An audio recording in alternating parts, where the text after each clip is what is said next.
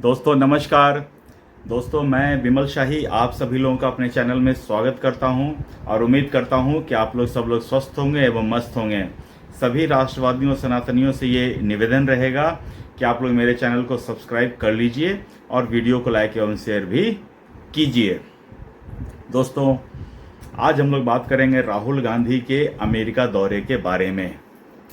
जी हाँ दोस्तों, सबसे पहले मैं आपको जानकारी ये दे दूं कि राहुल गांधी अमेरिका के जो एक यूनिवर्सिटी है, ब्राउन यूनिवर्सिटी, वहाँ पर किसी फंक्शन को या किसी लेक्चर को देने के लिए उनको बुलाया गया है। तो सबसे पहले मैं इसी पर आपत्ति दर्ज करना चाहता हूँ कि अमेरिका वालों ने राहुल गांधी में किस सब्जेक्ट में उनका एक्सपर्टीज देख लिया जो उनको अपने यूनिवर्सिटी में बुलाया है लेक्चर देने के लिए। तो सबसे पहले तो मुझे अमेरिका के अब शिक्षा के जो स्टैंडर्ड है उसी पर मैं क्वेश्चन मार्क के खड़ा कर रहा हूं कि राहुल गांधी किसी सभा में न लॉजिकली बोल सकते हैं, किसी विषय पर वो 4 लाइन बोल नहीं सकते हैं। जिनको ये नहीं पता होता है कि सोना कहाँ से बनता है, आलू से सोना बनाते हैं, जिनको ये नहीं पता है कि जलेबी दुकान में मिलती है कि फैक्ट्री में बनती है, तो ऐसे लोग को राहुल गांधी को मतलब कि बुलाते हैं अपने घर लेक्चर देने के लिए। तो इस पर मेरा सबसे बड़ा सवाल इसी पर है। खैर, राहुल गांधी ने कुछ जुगाड़ वगैरह लगाकर, राहुल गांधी जैसे नेताओं का जुगाड़ बहुत दूर तक जाता है। आप देखिए केजरीवाल का भी जुगाड़ बहुत दूर तक जाता था। कैसे करके उसने न्यूयॉर्क टाइम्स में उन्होंने अपना मोहल्ला क्लिनिक और ये इसको मनीष सिसोदिया वगैरह का फोटो छपवा लिया था। तो ये उसकी पहुंच का ही काम था, कोई कारनामा का फोटो नहीं था।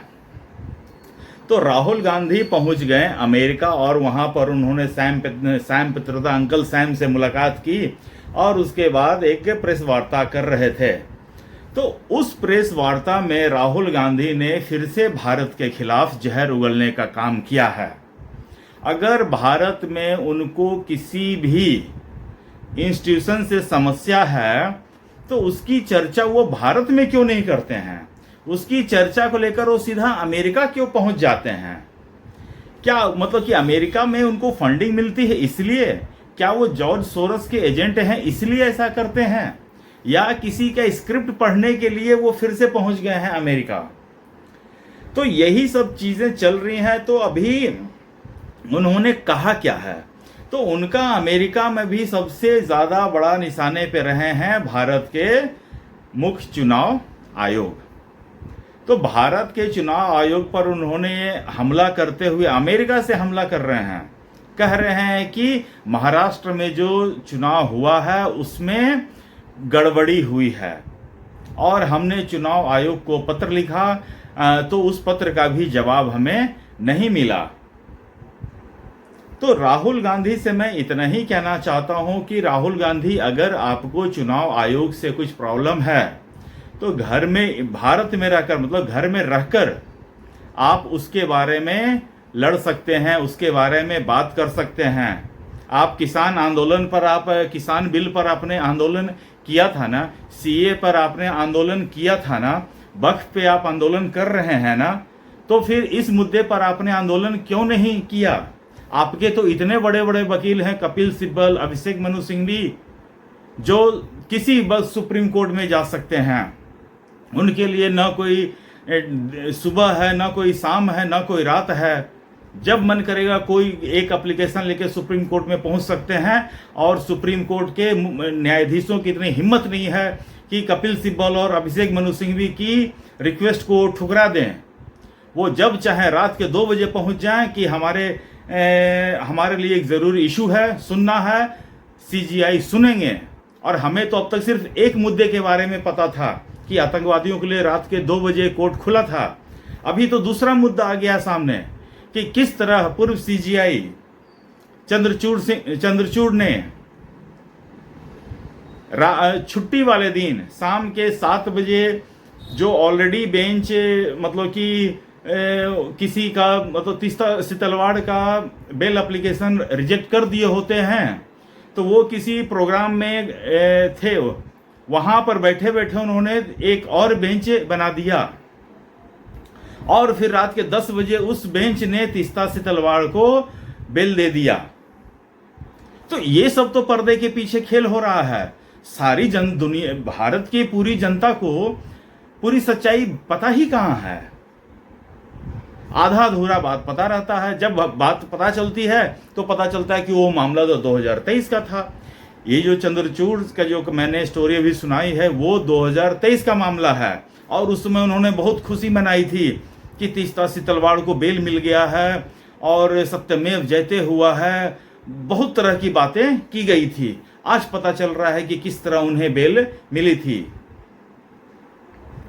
तो राहुल गांधी को ये चीज कब समझ में आएगा, या कांग्रेस वाले राहुल गांधी को ये कब समझाएंगे, या राहुल गांधी जानबूझकर करते हैं, इस पर अभी बहुत कुछ सोचना पड़ेगा। क्योंकि मुझे नहीं लगता है कि कांग्रेस में किसी की इतनी हैसियत है कि वो राहुल गांधी को कुछ समझा सकें। कांग्रेस में किसी की इतनी पावर है जो राहुल गांधी, सोनिया गांधी या प्रियंका गांधी को कुछ समझा सकें। राहुल गांधी या मतलब कि या प्रियंका गांधी को समझाने का काम सिर्फ वही लोग कर सकते हैं जो इनको फंडिंग देते हैं। बाकी सब तो कांग्रेस के बेचारे कार्यकर्ता हैं, नौकर हैं। उनकी इतनी मजाल कहाँ कि माली के खिलाफ एक बार चले जाएं। तो राहुल गांधी पूरी तरह चाइना की स्क्रिप्ट, जॉर्ज सोरस की स्क्रिप्ट पढ़ रहे हैं, और उन्हें अपने देश की संस्थाओं को बाहर में जाकर उनके बारे में कहने का कोई अधिकार नहीं है। और ये आज मैं कह रहा हूं, कल पूरा मीडिया कहेगा, परसों पूरा देश कहेगा, तब जाकर उनको समझ में आएगा। मैं तो अभी इतना कहूंगा, अभी आज बीजेपी ने प्रेस कॉन्फ्रेंस करके कहा है,